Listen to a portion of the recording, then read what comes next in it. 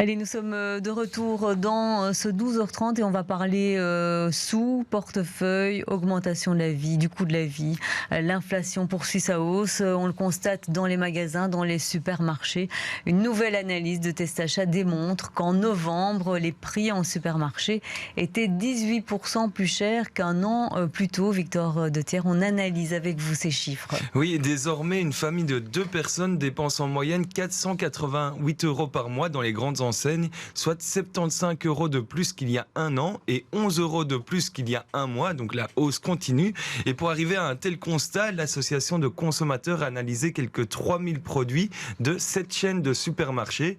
Parmi les produits dont le prix a le plus augmenté, les crevettes grises arrivent en tête avec plus de 61%, suivi des frites surgelées avec plus de 47%. Viennent ensuite le papier d'aluminium, les spaghettis et les articles en papier. Voilà donc pour quelques articles sélectionnés. Alors, est-ce qu'on sait par contre dans quel magasin ces prix ont le plus augmenté? Oui, ce sont nos confrères de ADH qui se sont prêtés à ce petit exercice. Pour ce faire, ils ont fait appel à l'application Pink Price qui a calculé les prix en vigueur dans les rayons depuis le début de l'année 2022. Alors selon le fondateur de l'application, la chaîne de supermarchés qui a le plus augmenté ses prix depuis janvier est Carrefour avec plus de 12%, devant Delhaize avec plus de 7,3%, puis Colruyt avec plus de 5,1%.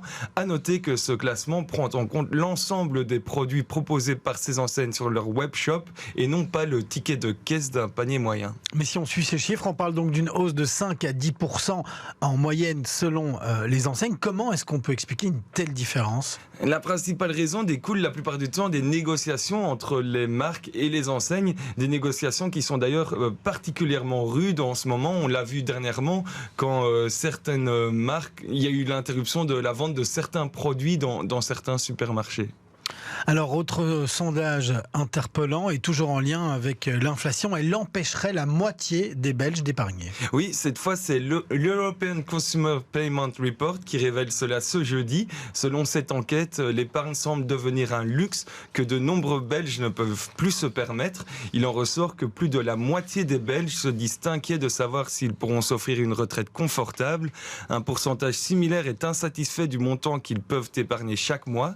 La moitié des Belges semblent être en mesure d'épargner 10% de leur salaire, mais un sondé sur 5 n'épargne rien du tout. Et pour terminer avec ces chiffres peu réjouissants, il ressort de cette enquête qu'un Belge sur 5 dispose de moins d'un mois de salaire pour faire face à des dépenses imprévues.